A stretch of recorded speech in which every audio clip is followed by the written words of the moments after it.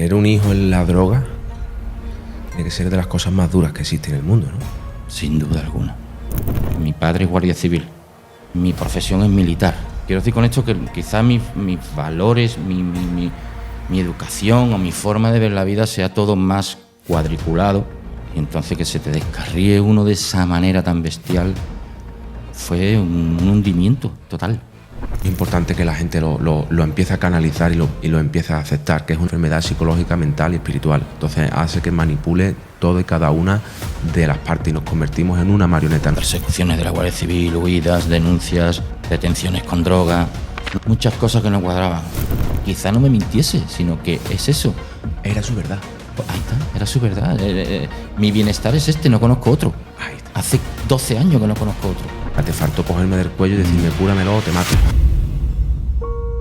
La recaída en sí misma fue brutal. Lo pasamos muy mal, Mari Carmen, en aquel momento.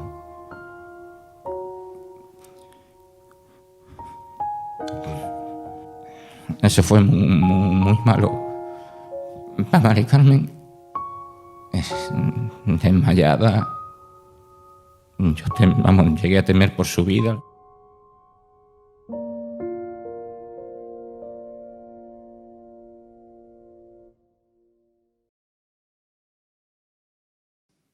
Muy buenas, ¿qué tal? Bienvenido de nuevo al canal de YouTube Adictos a la Vida. Soy Alex Manejo, adicto recuperado y terapeuta y especialista en adicciones. Y bueno, hoy vamos a tratar un tema bastante delicado y que creo que va a ayudar a muchísimas personas, sobre todo a los familiares de las personas que padecen la enfermedad de la adicción. Hoy está con nosotros José Mari. José Mari, ¿qué tal? Muy buena. Buenas, estoy encantadísimo de estar aquí, de poderte ayudar de alguna manera y bueno, aportar lo que pueda a esta iniciativa tan maravillosa. Muy bien, muchísimas gracias por venir. Y bueno, vamos a intentar de que la gente, ¿no?, entienda un poco qué haces tú aquí, ¿no? Tú estás aquí porque has padecido la adicción en un familiar. Sí. Y has vivido pues las consecuencias, ¿no? Y has vivido la desagradable situación que se puede vivir, ¿no?, cuando se tiene a un hijo adicto y no se recupera o no se quiere recuperar tampoco, o incluso no sabe qué es lo que está pasando en casa, ¿no? Y bueno, al final tú has hecho un proceso de recuperación, que eso es importante que las personas que estén viendo este podcast se den cuenta que el paciente tiene que hacer un proceso de recuperación, pero los familiares también. Y en este caso tú lo has hecho con éxito, acompañando a tu hijo, y llegaste a aceptar, comprender, entender, y eso es lo que hoy queremos transmitirle, ¿no?, a las personas que nos vean. Por mi parte, dispuesto a todo, vamos. Muy bien, muchas gracias. Bueno, cuéntame un poquito quién eres, ¿no?, de dónde vienes y qué ocurrió un poquito en tus inicios con el mundo de las adicciones, en este caso en tu familiar. Bueno, mi hijo Cristian, que actualmente pues, ya sabéis que trabaja con vosotros, fue adicto y bueno, lo pasó fatal, nosotros lo pasamos malísimamente, pero nosotros en realidad tampoco nos dimos cuenta hasta bastante avanzado todo. Lo que pasa es que cuando nos dimos cuenta ya fue un caos, eso ya fue un desastre para mí y para mi mujer, ¿no? ¿Cómo fue Pero ese para día? mí fue mucho. Ese día en el que te enteras que tu hijo tiene un problema con drogas. El día en que lo confirmo. El día en que lo confirmo. Nosotros, Mari Carmen y yo, ya de tiempo atrás, ya habían habido situaciones, hechos y cositas que la cosa no pintaba bien, que no, el niño no estaba bien. La situación en casa no era la idónea. Pero bueno, entre que él te manipula, os convertí en unos maestros de la manipulación, y entre que tu conciencia como padre no te deja, o por lo menos a mí, no me dejaba aceptar o ver la realidad del problema, puede ser, mi hijo no va a ser esto, mi hijo, vale, pues vamos a ver, partamos de que yo vengo de mi padre es guardia civil. Yo viví siempre en un cuartel de la Guardia Civil, hasta que me casé, siempre en un cuartel de la Guardia Civil. Cuando salgo de ahí, mi profesión es militar, ¿vale? O sea que quiero decir con esto que quizás mis valores, mi educación o mi forma de ver la vida sea todo más cuadriculado o más estricto o más, ¿vale? Que cada uno lo entienda como quiera, pero como crea. Entonces a mí eso, cuando ya me di de bruce con el problema, me chocó, me destrozó, porque yo no esperaba en la vida que mi hijo, al que todos los valores, esto que te digo, de rectitud, de honestidad, de no mentir, se le habían inculcado, me fallase de esa manera. Empezando por la mentira, que la mentira para mí era y es el mayor de los pecados. Y entonces, bueno, eso fue bestial, bestial. Pero ahí entramos ya en polémica. Te enteras que tu hijo tiene un problema con las drogas y las personas, para que se den cuenta la sociedad, se piensan muchas veces que por tener un problema con la droga es porque ha tenido una familia desestructurada, porque ha tenido una educación mala, porque se ha vivido en barrios marginales o porque ha tenido factores que también es verdad que influyen, pero para que nos demos cuenta de que no hace falta tener ningún tipo de problema desestructural en la familia para tener y desarrollar la adicción, ¿no? En este caso estamos hablando pues, de una persona recta, una persona cultural, una persona, en este caso tú y, bueno, tu mujer y tú como sois, ¿no? Personas totalmente sanas y totalmente razonables y buenas personas, donde habéis mantenido siempre un orden y todo ha estado estable, y como uno de tus hijos, porque tienes más, uno de tus hijos al final desarrolla la adicción, ¿no? Y ahí es donde las personas tienen que entender que al final la enfermedad no se elige y que la enfermedad muchas veces no va condicionada a ningún factor, ¿no? Puede ser que se desarrolle por cualquier motivo o puede ser que no haya motivo y también se desarrolle. ¿Entiendes? Yo eso lo he visto claro, lo he visto en mis carnes, vamos. Porque además mis hijos, tanto Cristian como Yasmina, siempre han sido criados, vamos, te digo, con unas normas, ¿no? Una rectitud y tal. Pero siempre desde el diálogo, o sea, papá, que voy a ir a... No, y te voy a explicar por qué no. O sí, hoy sí, y te voy a explicar por qué hoy sí. ¿Vale? Nunca ha sido no porque no o porque lo digo yo. Eso en mi casa no asistió nunca. Y entonces que se te descarríe uno de esa manera tan bestial, pues, vamos, lo nuestro fue un hundimiento total, total. Yo pienso, y me vas a corregir si me equivoco, José Mari, yo no tengo un hijo adicto, obviamente, pero soy adicto. Pero el tener un hijo en la droga tiene que ser de las cosas más duras que existen en el mundo, ¿no? Sin duda alguna, sin duda alguna. Yo he pasado dos cosas muy duras, el Alzheimer y tu hijo en la droga. Y yo no sé en qué... ¿Cuál tiene más peso? ¿Cuál tiene más peso en la balanza? Son dos barbaridades. Las dos te destrozan la vida y no sabes, muchas veces no sabes cómo atacarlas. Sí que es verdad que, por ejemplo, el tema de Alzheimer o cualquier otra enfermedad, lo que hemos hablado mucho y nos habéis enseñado y seguís enseñando siempre en la terapia. Al final acudes a un médico y como que te quedas ahí ya, bueno, yo el médico que haga lo que tenga que hacer, ¿no? Pero con un hijo drogadicto es que no sabes ni lo que tienes que hacer. Yo no sabía qué tenía que hacer. Este mundo para mí era totalmente los bajos fondos. ¿Entiendes? Sí, no, los familiares tenéis ese concepto de que jamás pensáis que eso os va a tocar. O sea, lo veis como algo muy lejos. O sea, a mí no me va a tocar un hijo drogadicto, pero es por la cultura, o sea, y es por la ideología que tenemos desde que tenéis, porque pensáis que para ser drogadicto o para tener un hijo drogadicto es porque ha habido que tenerlo en situaciones complicadas, pero realmente cuando tú lo tienes todo tan bien estructurado, todo tan bien formado, todo tan bien educado y todo tan bien puesto y organizado, es complicado entender cómo mi hijo puede ser drogadicto y lo vemos como algo que jamás nos va a tocar.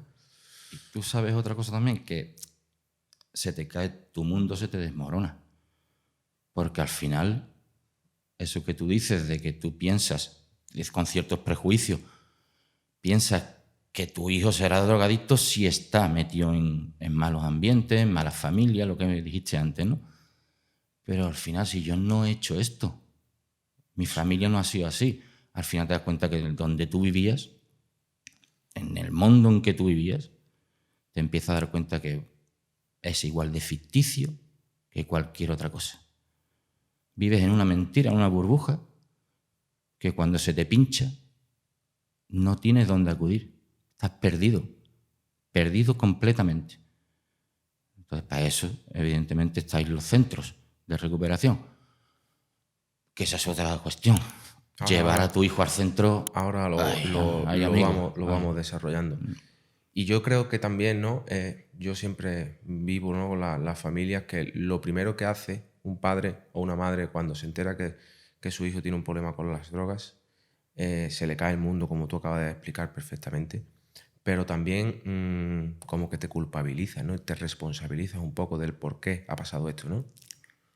Yo, si te soy sincero, yo ahí no sentí culpabilidad nunca. Nunca me sentí engañado. Es más, yo culpaba a mi hijo de eso. Tú eres drogadicto porque tú quieres, no te metas en eso. Me estás haciendo daño, ¿vale? Eso es lo que yo sentía. O sea, yo lo he dado todo por ti, te he dado la educación que tienes,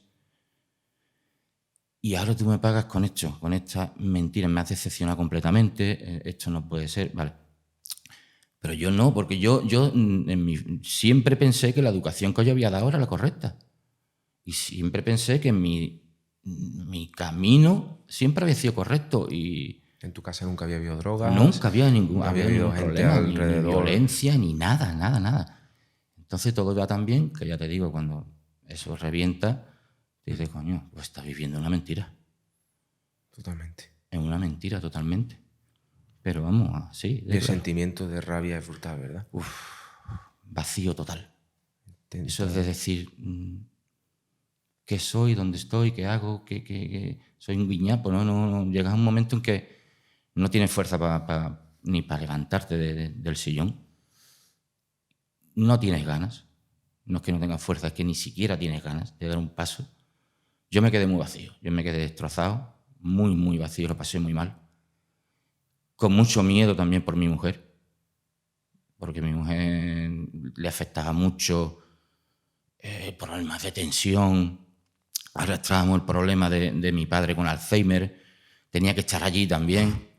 Tenía que estar en el problema con mi padre con Alzheimer, un Alzheimer muy violento. Solo tengo una hermana. No podía dejarla a ella a cargo de todo. Vino una combinación ahí muy difícil de controlar, muy difícil de llevar hacia adelante. Pero bueno, ¿qué haces? Pues te metes en la ducha y lloras como un condenado. Y a seguir. Y a seguir, y a seguir, y a seguir. ¿Y en qué momento se plantea la familia? Bueno, antes de esto,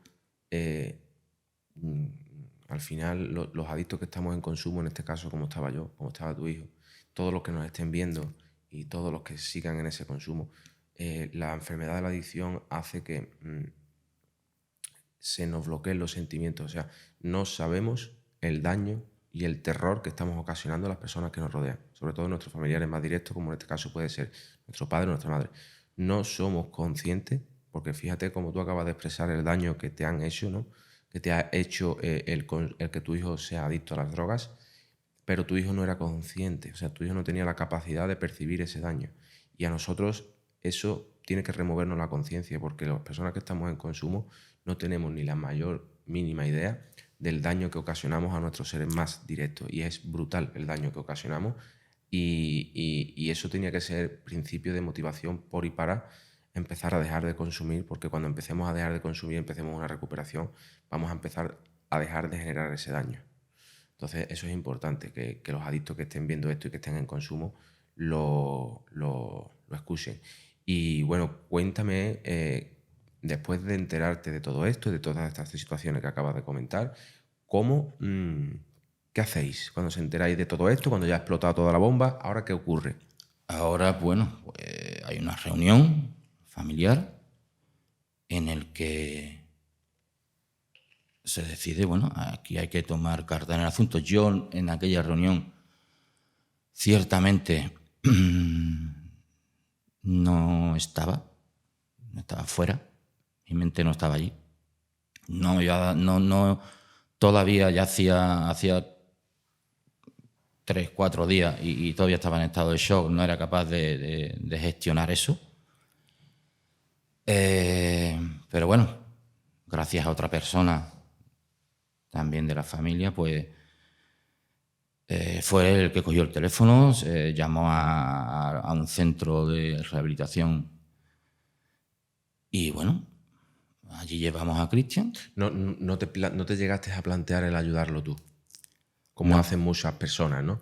No, vamos a ver, no, porque te comento, ya te he dicho antes que nosotros veníamos viendo ciertas actuaciones y actitudes que no cuadraban, ¿vale? Persecuciones de la Guardia Civil, huidas, denuncias, muchas cosas que no cuadraban, detenciones con drogas, no, son de los amigos, tal. Tu cabeza al final no decide, no acepta que tu hijo sea. Entonces, aunque ves cosas raras y sabes que no está bien la cosa, mi cabeza se negaba a aceptar que mi hijo fuese.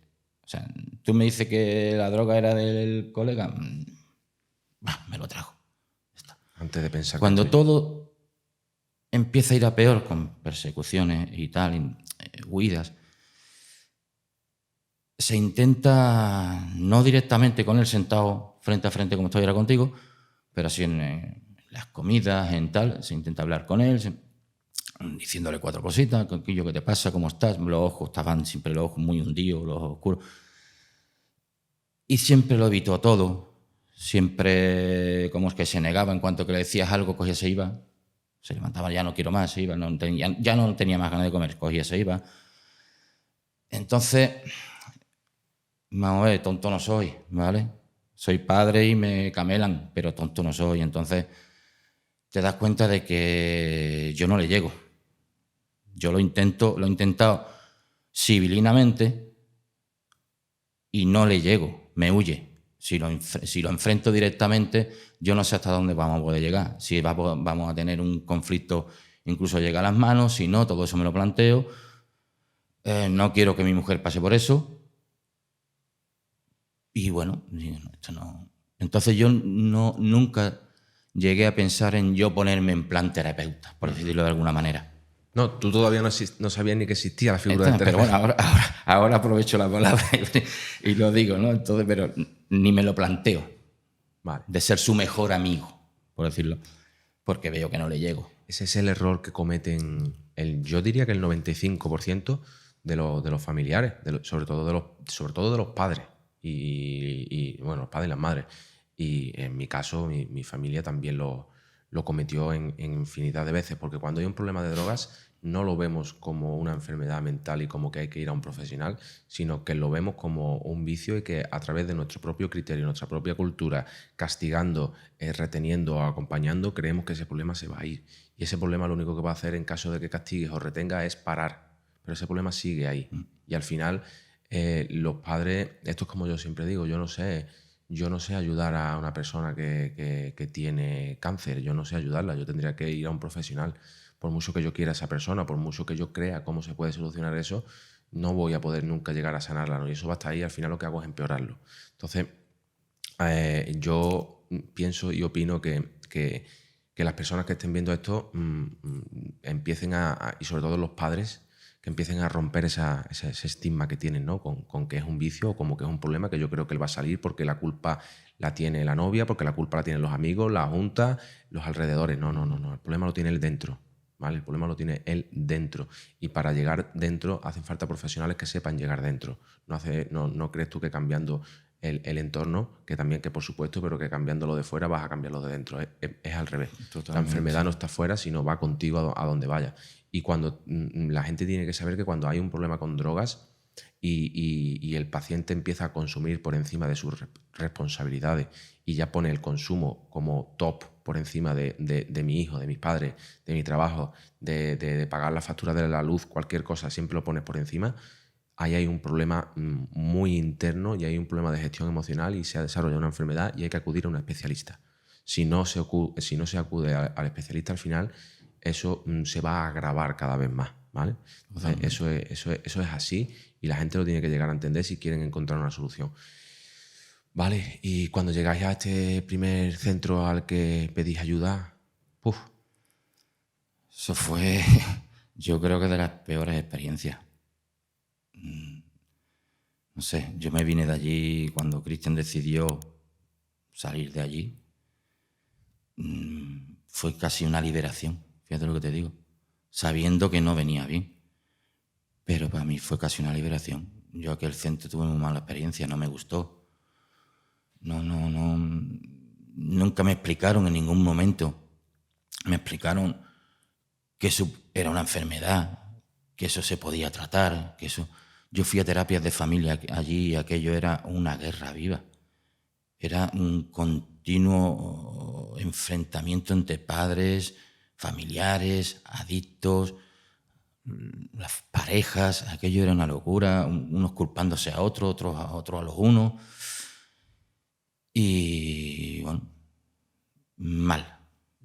Yo aquello al final fue una experiencia muy desagradable, por eso cuando vine a ¿Y cómo, vine como vine. ¿Cómo siente un padre como tú, militar, recto, padre culturalmente, como la sociedad dice, ¿no? Que está bien visto y demás? ¿Cómo vive llevar a tu hijo a un centro de drogodependencia? ¿Qué piensa en ese momento? ¿No? Es como tocar fondo, ¿no? Una decepción tremenda, Alejandro, una decepción tremenda. Yo sé que lo he hecho bien, porque ya te he dicho antes, yo nunca me culpabilicé. Yo sabía que yo lo había hecho bien, o tenía el convencimiento, o equivocado no, pero yo estaba convencido de que lo había hecho bien. Ya. ¿Vale? Yo tenía ese convencimiento. Sí, pero es la Pero figura, no había llegado. ¿Qué piensa un padre con tu edad para ayudar a los demás a romper ese prejuicio sobre un centro de tratamiento, ¿no? Llevo a mi hijo a un centro, ¿no? Y la gente ve eso como algo muy negativo, como algo muy rastrero, como algo muy Eso es como sucio, como algo muy malo, como hasta hace unos años decir que ibas a llevar al niño al psicólogo. ¿Quieto? ¿Eso está loco? ¿Que el niño que no tienen loco? Ten cuidado con el hijo de fulanita va al psicólogo. No te vayas mucho con él. Lo vive mal. Eso era como llevarlo a un centro marginal. Porque el mismo centro no te lo imaginas, un centro bien formado, bien... Yo no me imaginaba un centro así. Yo me imaginaba un viva la Virgen. O sea, allí cada uno va a hacer lo que quiera. Allí había quien va a controlar a todos estos tíos que están como una cabra. Esto es imposible controlarlos. Lo que yo pensaba, esto es una locura, aquello va a ser una jaula de grillos. Y de principio, ¿cómo va la cosa? No digas nada a nadie. Muy bien. ¿Vale? Tú tienes esa percepción de aquel sitio, bueno, que sitios hay muchos y al final unos funcionan bien y otros funcionan mal, igual que en todos los sectores. Y supongo que cada experiencia será diferente. Yo hablo desde mi experiencia, ¿vale? No hablo en contra ni del centro ni de los profesionales que hay allí. Es lo que tú vives y es lo que tú sientes. Viví, ¿no? Y es lo que tú al final sientes, ¿no? Y dejas de desarrollar y cuando tu hijo dice yo ya estoy bien, que eso es otro de los problemas que los familiares deben de entender muy a fondo, ¿no? Cuando tu hijo lleva un mes en el centro, porque todos los adictos entramos en un centro de tratamiento de adicciones, aunque sea por nuestro propio pie, para un mes u dos. Como mucho. Y cuando llega ese mes, tu hijo empieza a decirte que él ya está bien, que yo ya controlo la situación y que ya no va a volver a ocurrir, ¿no? Yo no estoy como estos. No estoy como estos. Estos están locos. Yo no estoy así. Yo ya sé lo que tengo que hacer. A mí me han dicho qué tal. A mí me han dicho, se vuelve a plantear una reunión familiar en el que él pone todas sus armas de manipulación en marcha, ¿vale? Pero sí que es verdad que ahí, por ejemplo, a Mari Carmen y a mí, ya en ese momento concreto no nos manipuló. O sea, nosotros ya estábamos decididos a que si él decía que lo iba a decir, me voy, vámonos. Porque nosotros veíamos en ese mes y algo que estuvo, mes y poco, no sé, nosotros ya veíamos que aquello no funcionaba, aquello no iba. Eso no iba a ninguna parte. Él no quería estar allí. Él desde el primer día, yo no soy como estos están locos, yo no estoy así, yo no necesito esto, yo esto lo sé hacer solo, a mí me han dicho que tal y cual. Esto con no beber y con no esto, con no lo otro, lo controlo. Él no quería. Entonces te digo lo mismo de antes. Vamos a ver. Si yo no le he llegado civilinamente, frente a frente le voy a llegar menos. O sea, no me pongo en plan terapeuta. Si el niño no quiere estar aquí, yo entiendo que todo lo que yo fuerce va a ser contraproducente. Así que Mari Carmen y yo teníamos claro que en cuanto Cristian dijera hasta luego, era hasta luego, adiós.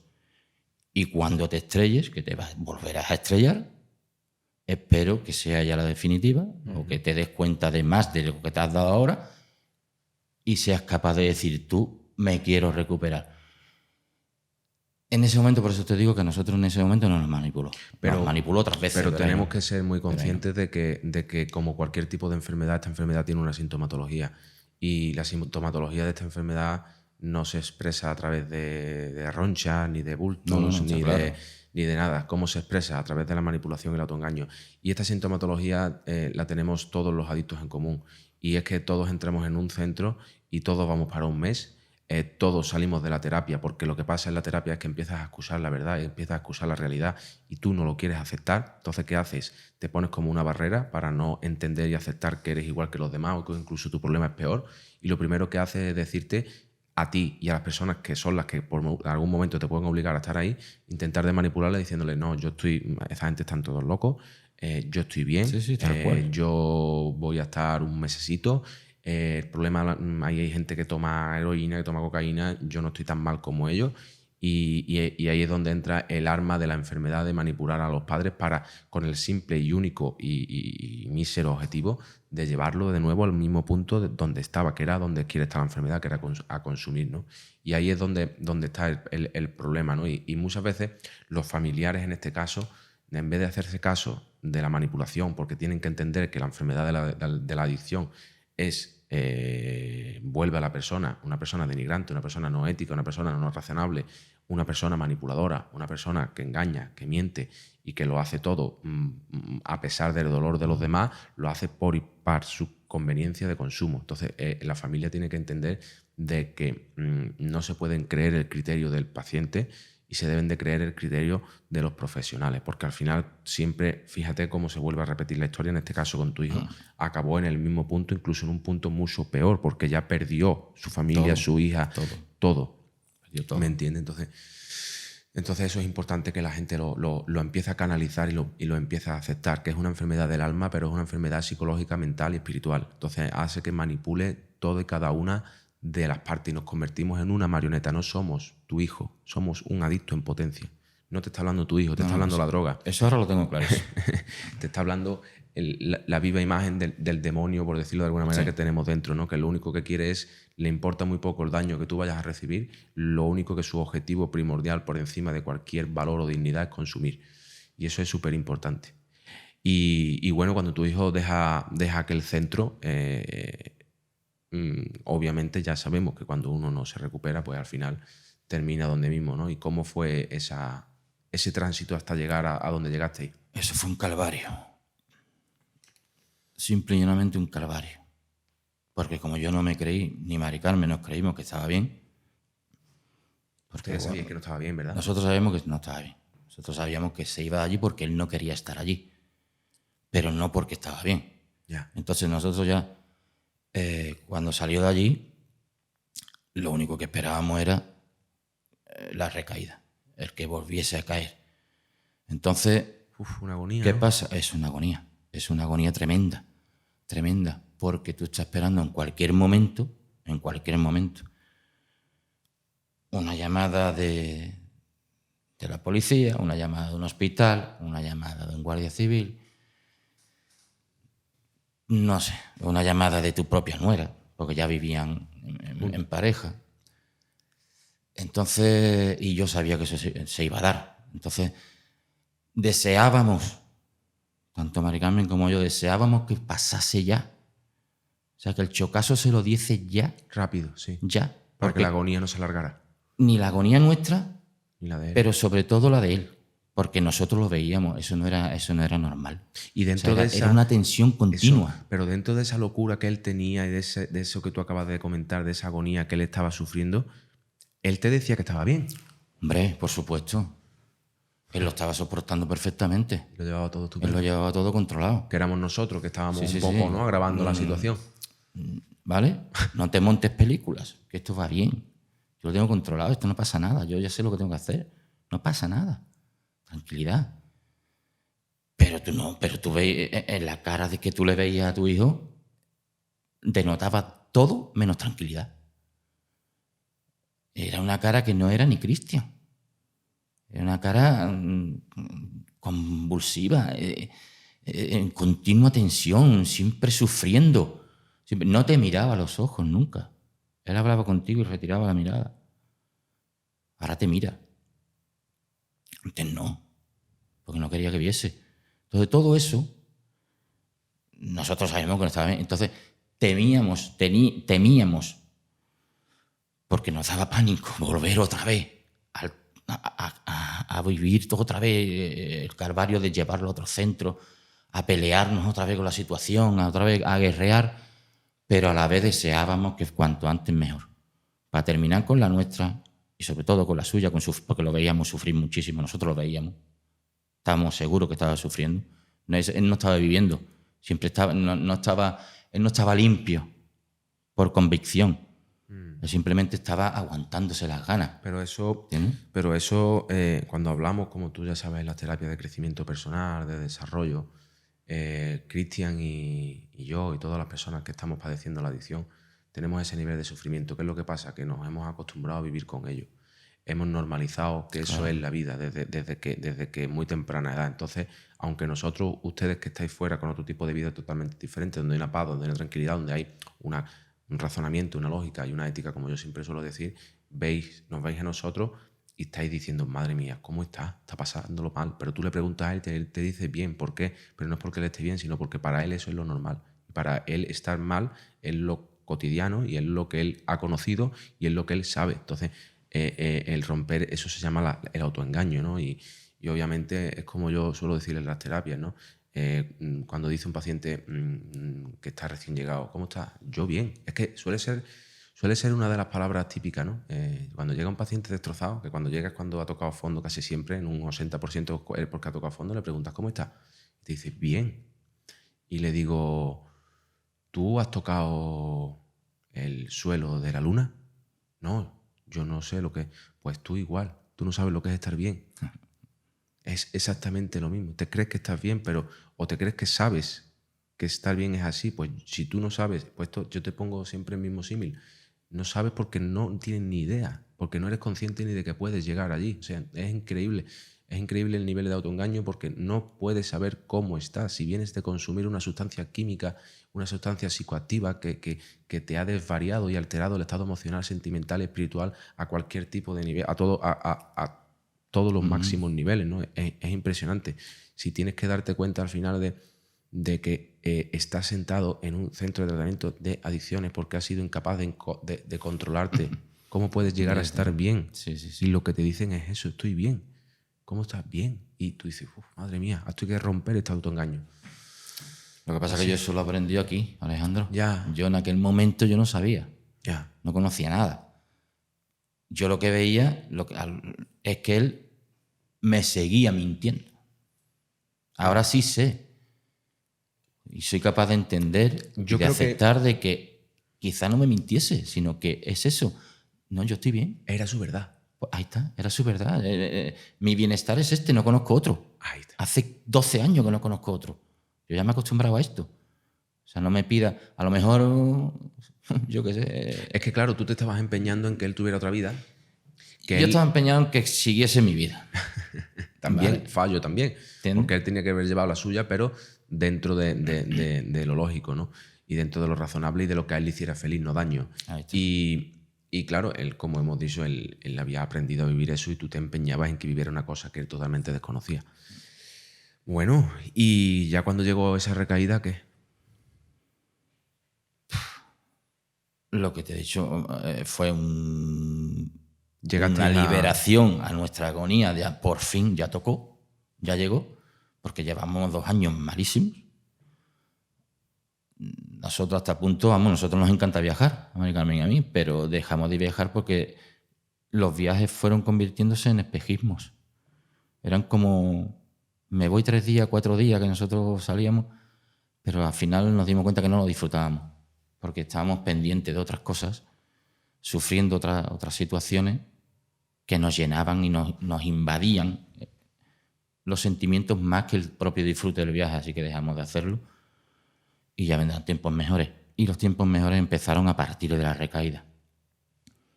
La recaída en sí misma fue brutal porque, como tenía todo el mundo engañado, aunque Mari Carmen y yo pensábamos que iba a caer, pero que parecía que todo iba bien, todo iba...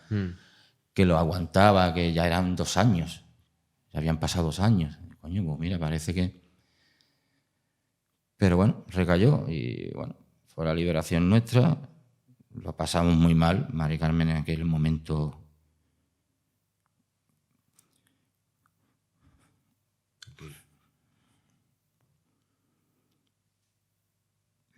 Eso fue muy malo para Mari Carmen. Desmayada. Llegué a temer por su vida, yo lo pasé muy mal. Y bueno, pero a la vez sabíamos que era el puntito en el que podíamos agarrarnos para la salvación de él y nuestra. Si había una esperanza empezaba ahora. Entonces, bueno, ahí fue prácticamente a los 2 días o tal de perderlo todo, porque ese momento fue además muy duro, porque pierde el trabajo, la mujer lo echa de casa, con lo cual pierde la casa, pierde la mujer, pierde la niña, pierde el trabajo, se queda sin nada. Lo único que le queda es la casa de sus padres. Viene a casa de sus padres, lo recogen allí. Yo ya decido que definitivamente tiene que ir a un centro y venimos aquí. Él se había enterado de que tú habías montado esto, te conocías del anterior centro y tal. Y bueno, vinimos aquí. El primer día, la entrada aquí, eso fue bestial, vamos, eso fue tremendo. Yo me acuerdo cuando empecé a hablar contigo que incluso, vamos, yo creo que fui hasta borde, hasta, en cierto modo, hasta mal educado. Venía con el asa de guerra. Pero sí, yo venía con la escopeta cargada. Venía porque ya venía de la otra mala experiencia y yo no quería que esta oportunidad se me escapase. Ni a mí, ni sobre todo a él. Entonces yo quería coger esta oportunidad y dejarlo todo muy amarradito. Entonces, si la experiencia iba a ser como aquel, me lo llevo. Pero automáticamente y busco otro. Eso fue lo primero que te dije. Confía. Y bueno, confío. Lo mejor que hice en mi vida. Yo recuerdo aquella primera visita, aquella primera consulta como si fuera sido esta mañana. Y yo al final soy especialista. Tú venías peor que él. Yo sé, yo sabéis una cosa. Yo creo que a mí la coadicción me hizo adicto. Y yo era adicto ahora mismo. En ese momento yo era un adicto más. Tú venías peor Ese día yo venía muy mal. Yo era sufriendo, desgarrándome por dentro todo. Yo no sé ni cómo era capaz de hablar, ni cómo capaz de enlazar 3 palabras. Lo que yo pensaba siempre, que la mente de un drogadicto, uno de estos tirados de la calle, ¿no? Como se solía decir. Pensaba que sus cabezas no iban a funcionar, no funcionaban, están trillados. Pues yo creo que mi cabeza estaba igual o peor ese día. Y yo no me imaginaba, no sé cómo articulaba palabras. Esa es la coadicción. Todo familiar que tenga un vínculo emocional cercano, en este caso pareja o padre o madre del adicto, quiera o no quiera, por una razón o por otra va a desarrollar ese trastorno, ¿no? o ese problema que se llama coadicción y codependencia, ¿no? ¿Qué es la coadicción y qué es la codependencia? La coadicción y la codependencia es que el adicto genera un sufrimiento, y ese sufrimiento que te genera a ti descarga ciertas hormonas a las cuales tú te haces adicto. O sea, ese sufrimiento hace que tú te vuelvas adicto al sufrimiento. O sea, el adicto es adicto a la sustancia y tú te conviertes adicto al adicto. Esa es Claro. la coadicción. Yo eso Te lo vuelves veo. adicto al adicto y empiezas a entrar en el mismo bucle de locura que entra él. Pero en vez de él con la droga, tú es tú con él. Y es una auténtica barbaridad. Entonces llegas al punto de empezar a no controlar tus emociones y empiezas al punto de volverte loco, ¿no? Porque es como una sensación incansable por querer sacarlo de donde está, por querer controlarlo 24/7, pero al final toda la ayuda que le estás dando no es realmente la que él necesita. Lo estás haciendo bajo tu propio criterio y bajo una coadicción. Y eso lo que hace es empeorar y patrocinar aún más el consumo del adicto. Y eso los familiares lo tienen que llegar a entender. Cuando hay un problema de adicciones, por regla general, el padre y la pareja desarrollan la coadicción. Y la coadicción hay que tratarla. ¿Por qué? Porque la coadicción es el patrocinador y el combustible que tiene el adicto por y para, porque llega a tener el familiar de la pareja un nivel de locura de la cual el adicto se aprovecha y de la cual el adicto tiene la capacidad de manipular, porque tenéis tanta necesidad de que él esté bien, que él, con regalaros el oído, os engaña. Tenéis tanta necesidad con que él no consuma, que él con intentar de sacar un poco sus artimañas de manipulación, os engaña y ustedes por un momento se aliviáis. Y después el dolor es aún mayor porque viene la decepción y vuelve a empezar. O sea, es un círculo vicioso, por decirlo de alguna manera, en el cual ustedes enfermáis muchísimo, muchísimo, muchísimo y muy parecido al adicto. Entonces, cuando tú llegas aquí, tú ya estabas en un nivel de locura que tú me has estado contando antes la cara que tenía tu hijo. Tú no te acuerdas la cara que tú tenías, ni las ojeras que tú tenías, ni la mirada que tú tenías. Estabas en un punto en el cual estabas totalmente perdido como familiar que eres, estabas totalmente distorsionado de la realidad, por decirlo de alguna manera, y lo que tenías era una descompensación emocional basada en un sufrimiento que no sabías ni para dónde tirar. Te faltó cogerme del cuello y decirme, cúramelo o te mato. Sí, sí, sí.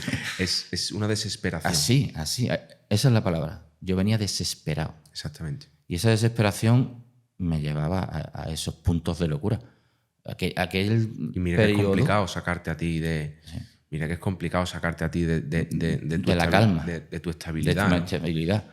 Pero yo llevaba ya esos 2 años, te digo, fueron muy duros y ahí sí que empecé a perder esa estabilidad. Sí que me notaba yo, ya empezamos a ciertos picos, ¿no? Picos de cambio de humor, picos de... Sí. Y esos picos, eso hacen muchísimo daño. Sí.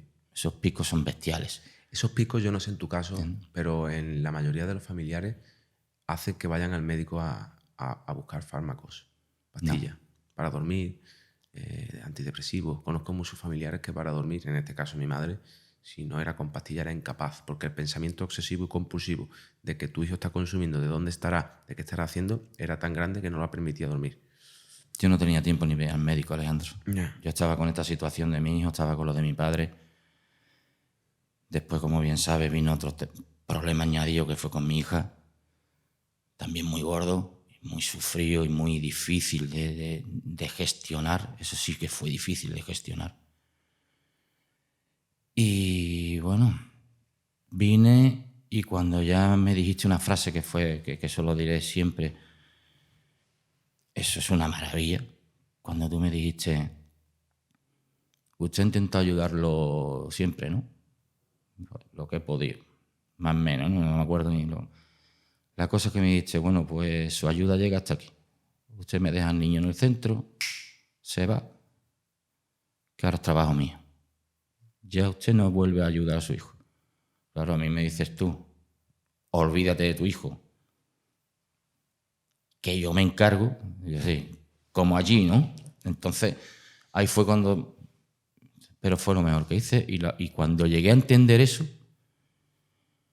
que estaba en las mejores manos posibles y que mi ayuda, igual que la de cualquier padre y cualquier familiar, y eso, vamos, eso es así, ¿eh? La ayuda tuya llega hasta la puerta del centro, eso es lo mejor que haces. Yo siempre lo digo, y aparte la mejor ayuda que un padre o una madre o una pareja puede proporcionar y la más eficaz para que él se recupere es que te pongas del lado del equipo terapéutico y que simple y llanamente no hagas nada más que caso. Ya está. Por favor, no intentes utilizar tu criterio de si esta pauta lo va a salvar, esta pauta no vale para nada, no pasa nada, hijo, haz esto, allí te han dicho esto, pero no te preocupes porque yo no le voy a decir nada, no te preocupes, acuéstate o haz. Eso es totalmente una locura. O sea, la ayuda simple y llanamente basa por hacer caso a lo que te digan. Y al igual que cualquier enfermedad, en caso de cualquier momento, teléfono. ¿Esto cómo es? Se puede hacer así. Y la ayuda viene también de los familiares. Lo único que pueden llegar a hacer es comunicar cosas que vean que no estén bien. Claro. Cosas fuera de horario, cosas de pautas que no se hacen, comportamientos, actitudes. Eso es fundamental. Eso es muy fundamental. Y luego llega, como cualquier problema, porque el adicto viene aquí y se tiene que recuperar él, llega tu proceso. Tu proceso es un proceso complicado.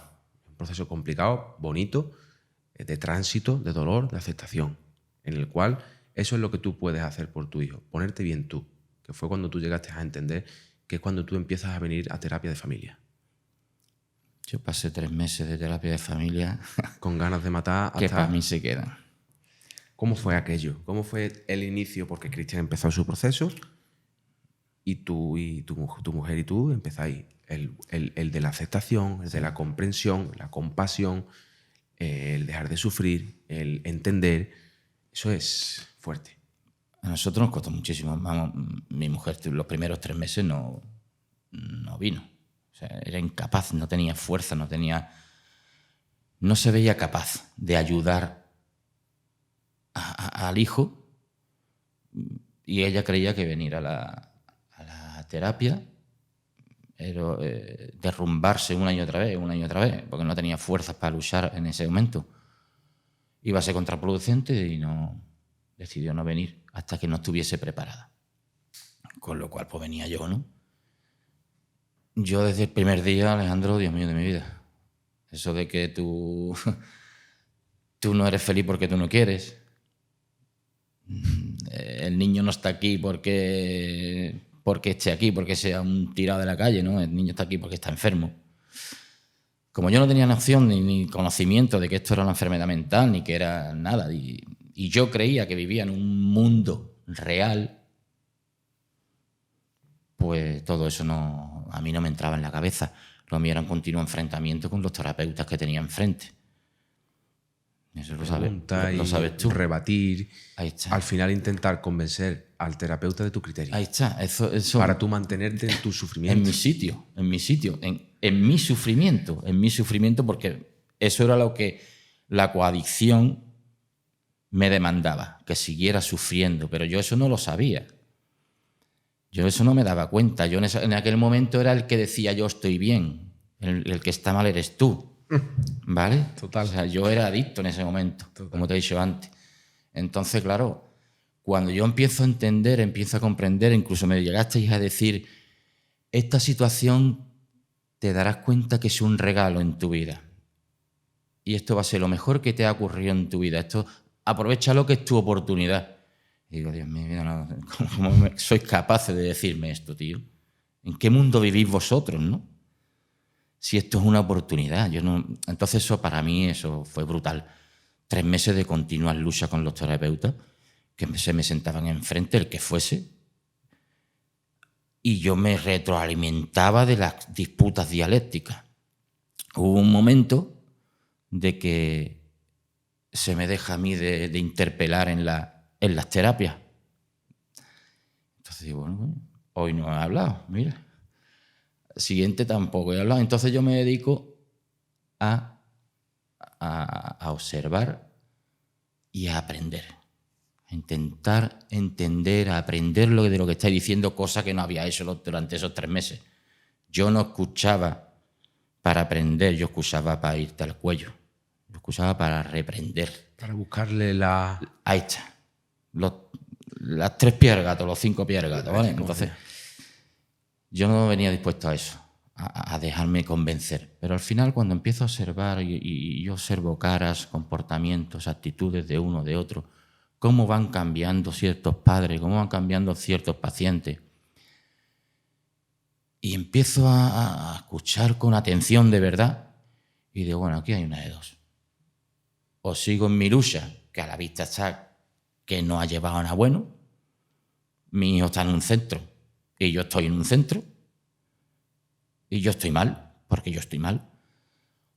O me creo 4 cositas, porque todavía no las aceptaba, pero digo, voy a hacer un acto de fe, me voy a crear 4 cositas para sembrar una pequeña base y a partir de ahí voy a crecer. Si sigo creciendo, esas 4 cositas que he aprendido se van a reforzar, van a echar raíces y me van a servir. Y si no sigo creciendo, digo, mira, no vengo más, porque estoy perdiendo el tiempo. Y efectivamente me creí 4 cositas, que si una enfermedad mental, que si la felicidad depende de mí, que si el mundo no es tal y cual como tú lo ves, la vida no es así, es otra.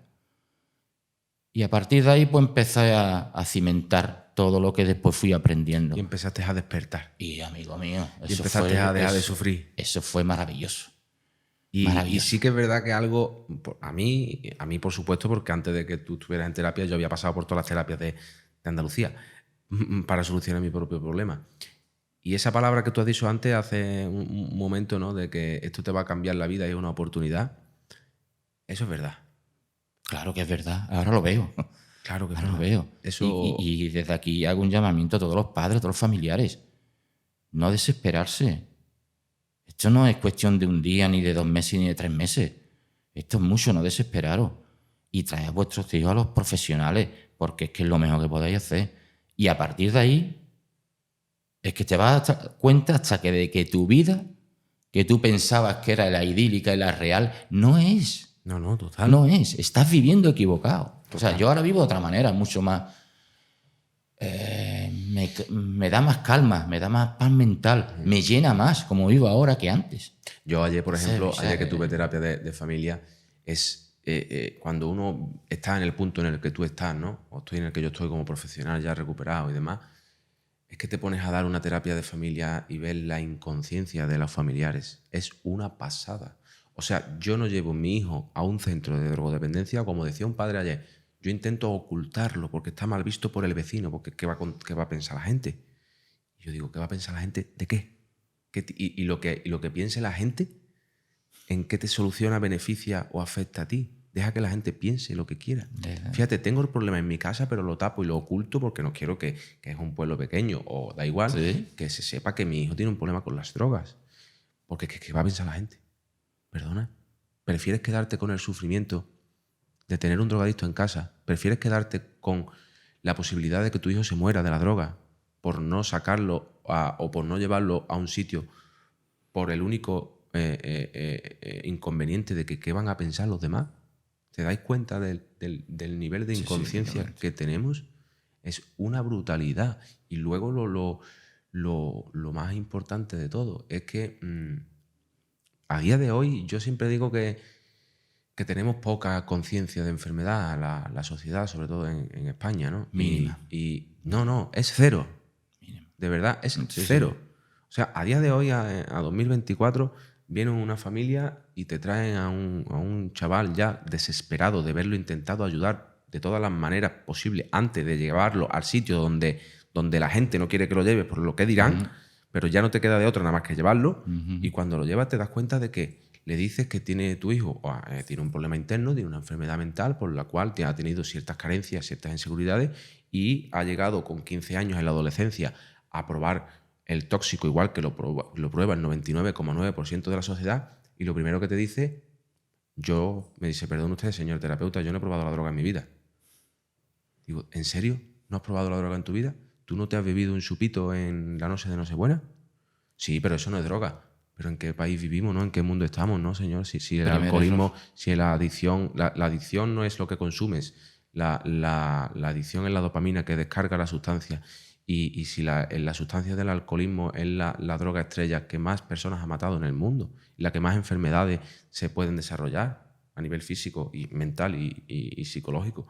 Entonces empiezas a darte cuenta de que, joder, es como enseñar a un niño de 5 años a escribir. Es igual.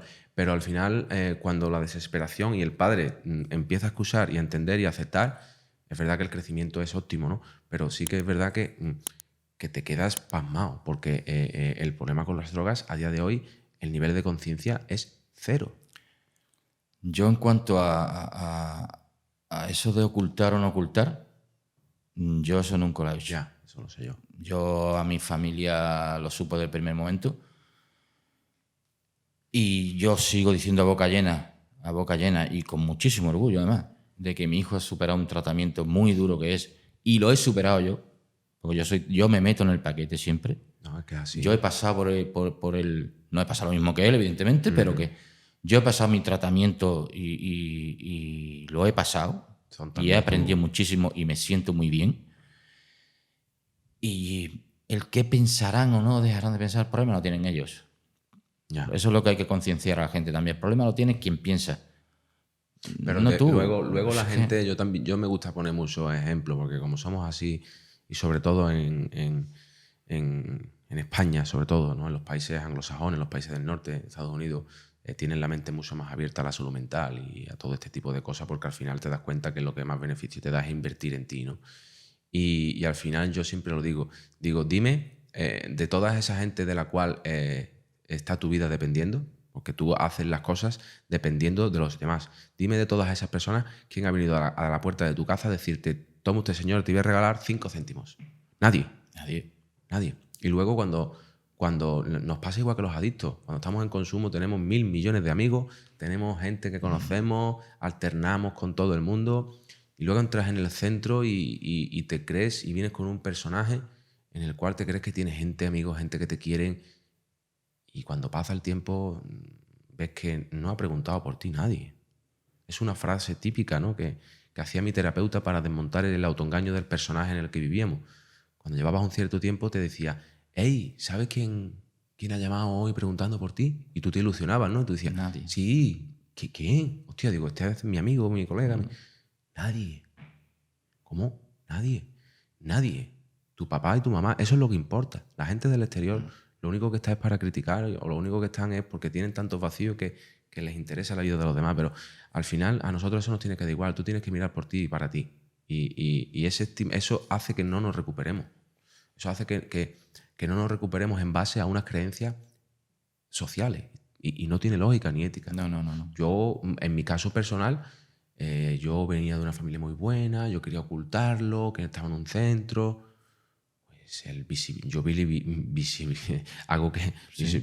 Pues hago todos los días que la gente vea la cantidad de droga que he salido de ahí y es mi forma de vida y es lo que más nutrientes me da y es lo que mejor ha venido a mi vida, vamos. Y yo no tengo ningún tapujo en contarlo, y lo sigo contando y lo contaré el resto de mi vida y saco todas las máximas penurias que porque de ahí los que ven los vídeos están viendo los vídeos y se sienten identificados.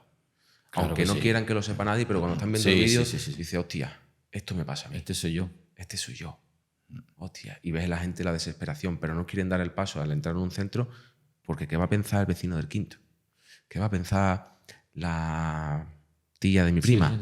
Sí. Totalmente. Una pasada. Totalmente. Y eso te ancla a seguir condenado a vivir ese tipo de vida. Yo creo que no hay nada peor que el tú querer vivir la vida que otros piensan que tú debes llevar. Porque al final te equivocas de la A a la Z. Porque nunca vas a ser tú. Si estás pendiente del qué dirán, del qué van a pensar o del qué puedo hacer que no moleste, al final nunca vas a ser tú. Pero al Y final- esto es lo mismo, tío. Pero mira, tu vida, la tuya, como padre de adicto y coadicto y codependiente del adicto, hace el tiempo que hace que Cristian entró en tratamiento, tu vida en aquel momento estaba destrozada Totalmente. a todos los niveles. O sea, espiritual, emocional, económica, financiera, todas. ¿Cómo estás hoy? Después de haber pasado por eso todo, después de haber transitado ese proceso, ¿cómo es hoy tu vida? Como digo siempre, en calma. Tengo calma.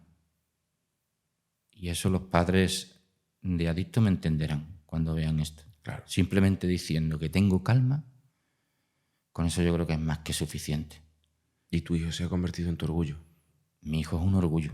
Mi hija es otro orgullo por lo que ha pasado. Yo ahora mismo me siento... no te voy a decir feliz porque a mí la palabra feliz no me gusta. Pleno. No me gusta, pero ahí está, me siento pleno, me siento lleno. ¿Vale? ¿Estás donde querías estar? Tengo la gente viviendo su propia vida en paz, porque ahora los dos están en paz, están en calma. Nosotros estamos, como te digo, como 15 años. Llenas. Entonces, esto ahora mismo vuelvo a viajar, vuelvo a hacer vida. No es que dejara de hacer vida social, pero ahora la hago. Antes estaba. Sufriendo internamente. Antes simplemente estaba ahí. Ahora lo vivo. ¿Entiendes? Una cosa es vivir, otra cosa es estar. También nos equivocamos. Y yo no tengo más que agradecer, vamos, eternamente agradecido a todo lo que he aprendido aquí. Como me dijisteis también al principio, o decís siempre ahí en esa sala de ahí maravillosa. Esto es una escuela de vida y ciertamente es una escuela de vida. Lo vuelvo a decir 1000 veces. Yo no sabía que mi vida que llevaba antes, que yo pensaba que era la idónea, que era la correcta, era una mentira. Y tuviste que venir a un centro de drogodependencia. Tuve que venir a un centro de drogodependencia. A descubrirlo. No a descubrirlo. A que unos drogatas recuperados me lo hiciesen ver. Ya ves. Fuerte, Que eso dentro de mis convicciones, dentro de mis orígenes que hablamos antes, pues ahora me siento súper feliz. Estoy aquí, cuando vengo aquí, estoy aquí. Estoy en familia. Totalmente. Son amigos. Yo estoy muy orgulloso además y muy contento de cómo Cristian ha hecho su círculo de amistad con adictos recuperados. Todo ha nacido del mismo sitio. O sea, ahora veo que es verdad, que cuando estáis recuperados sois capaces de ver las personas buenas. Ahora aquel yo sé que cojea. A este. Y lo veis. Tenéis como un cierto sentido, no sé cómo llamarlo, pero venís de donde venís y lo veis. Y están, tanto él como su mujer, como su pareja, como súper felices. Y tú los ves y dices, mira mi vida, qué alegría. Y están con adictos recuperados. Y eso es maravilloso. Para mí es maravilloso. Aquí se muere y se vuelve a nacer. Cuando se muere, se deja atrás todo. Y cuando se vuelve a nacer, se empieza a vivir. Se empieza a crear una nueva vida, ¿no? Y al final, ellos, yo y todos los adictos que nos hemos recuperado, nos hacen entender a través del tratamiento y del proceso dónde están las personas que nos pueden nutrir, dónde están las personas que nos pueden arrastrar, dónde tenemos que estar, dónde tenemos que no estar para llegar a conseguir la vida que realmente queremos vivir y lo consciente que tenemos que ser de cuidar nuestro bienestar y de no dejar que nuestro bienestar se deteriore o se destruya por personas tóxicas o por personas que no tengan nuestros niveles de conciencia, que es importantísimo. Importantísimo. Yo no he aprendido más de la vida que aquí. Y ahora lo único que quiero es recuperar el tiempo, porque el tiempo no se recupera, pero el tiempo que me queda, que ahora que estamos bien, vivirlo cada momento, vivirlo, porque hemos perdido mucho tiempo, que se perdió, ese no vuelve. Pero yo al final, como siempre te digo, no se perdió, fue un aprendizaje. Bueno, los conocimientos quedan, el tiempo se perdió. Sí. Tiempo como tal. Sí, no, lo que es el tiempo. Vale, pero el aprendizaje, los conocimientos, la forma de saber gestionar. Pero ese tiempo que tuviste que perder para aprender, ha hecho que el tiempo que estás viviendo hoy sea nutritivo, sea real y sea valorado. Totalmente. Porque si no, el tiempo hubiera pasado igual y hubiera seguido viviendo una mentira. Aquel tiempo, ese sí lo considero perdido, aquel tiempo de aquel primer centro. Bueno, o no, simplemente no era su momento, pero... O no. Pero hay cosas que todavía sí rían. Pero bueno, bien. Yo me quedo siempre con lo bueno y con lo positivo de Sí, todo. Yo me quedo con que, o Cristian se queda como que lo que sacó de aquel centro fue conocerme a mí, por ejemplo, y que al final nos hemos convertido en amigos, en compañeros, y al final, si te pones a analizar las cosas, todo tiene un lado positivo y todo tiene un nutriente. Y mientras más denigrante sea la situación, más te enseña y más te anima a saber realmente lo que quieres y lo que no quieres y dónde debes estar. Porque si aquel no era su sitio, no era su sitio. No, eso estaba clarísimo. Pero tuvo que pasar para saber que no era. También. Bueno, José Mari, ¿qué le dirías a todos los padres que están viendo este podcast? Lo que he dicho antes, vamos a ver, no desesperaros. Esto tiene solución. Que el paciente, el adicto, tiene que poner de su parte y tiene que querer, de acuerdo. Pero esto tiene solución y lo único que podéis hacer es llevarlo, ponerlo en manos de profesionales. Nosotros no tenemos conocimiento para llegar a los familiares, a los hijos en este caso, ¿no? No tenemos conocimiento para llegar ahí. Es más, ellos crean una barrera con nosotros que no nos aceptan. Nos ven como extraños, como enemigos. A mí me veían como enemigos. Entonces, todo lo que intentes es para nada, simplemente va a fomentar su enemistad contigo, cada vez vas a ser más extraño para él, con lo cual ponte en manos de profesionales, esto se arregla, no desesperes, y de verdad que yo ahora mismo no hago más que agradecer a la vida haber pasado por aquí, sin duda alguna. Así que Muchísimas gracias. Al final es muy sencillo el motivo por el que un padre no puede ayudar a un hijo cuando tiene una enfermedad mental o cuando tiene cualquier enfermedad. Da igual. Es porque hay un lazo emocional, hay un vínculo. Y ese vínculo, nuestra enfermedad lo aprovecha porque sabe que tú estás sufriendo y que eres una debilidad. Para ti yo soy tu debilidad porque soy tu hijo. Entonces, al final lo que hago es hacerte más daño. Entonces, tiene que ser a través de profesionales. Y es como un corazón, cuando hay que operar un corazón. Un padre operar a un hijo de corazón, complicado. Tendría que ser otro profesional. Los miedos lo ayudarían a cometer un fallo y lo llevaría a niveles de tensiones que, pues esto es exactamente igual. Hay un vínculo emocional y tiene que hacerlo alguien que no tenga ese vínculo y que esté profesionalizado y sobre todo que haya pasado por ahí junto con un equipo de psicólogos, por supuesto, y de un equipo multidisciplinar y al final eso va a hacer que el adicto crezca, rompa el autoengaño y empiece a sembrar, a desembrar toda esa negatividad que estaba sembrando y empieza a sembrar positividad y energía positiva, ¿no? totalmente. Yo una cosa que sí, si me permites, Sí, claro que sí. Quería agradeceros o recalcar, a la vez que agradeceros, es el nivel de empatía y de comprensión y cómo conectáis, todo el equipo terapéutico de la clínica de Antolés, cómo conectáis con la gente. Yo creo que eso tiene mucho, mucho, mucho que ver en la recuperación, sobre todo de los familiares. Por el paciente es otro trabajo más específico, más...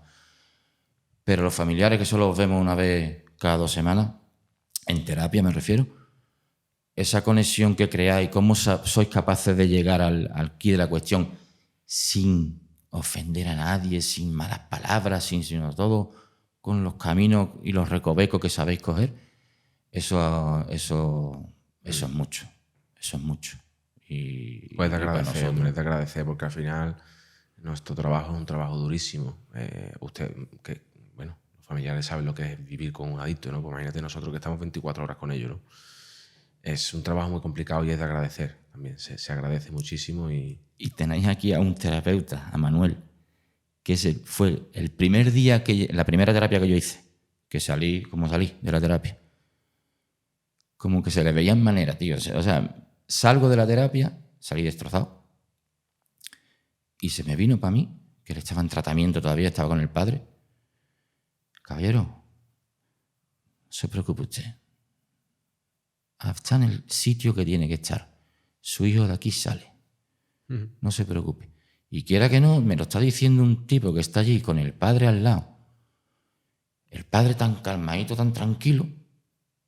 Y digo, pues puede ser que sí, ¿no? vamos a ver. Pero esa primera llegada que tuvo Manuel conmigo, ese acercamiento que tuvo, eso a mí me hizo muchísimo bien. Muchísimo bien. Unos por un lado, otros por otro. Sí. Al final nuestra comunidad lleva una inercia y esa inercia es la de ayudar, ¿no? Y esa inercia es la que a ti te llega. Es que incluso te coge un paciente que te ve sufriendo, ya tiene amor para llegar y decirte que dejes de sufrir, que está todo bien, ¿no? Es increíble, es una pasada. Eso es lo que hacemos y es lo que vamos a seguir haciendo siempre y cuando podamos. Y lo hacéis muy bien. Verdaderamente lo hacéis muy bien.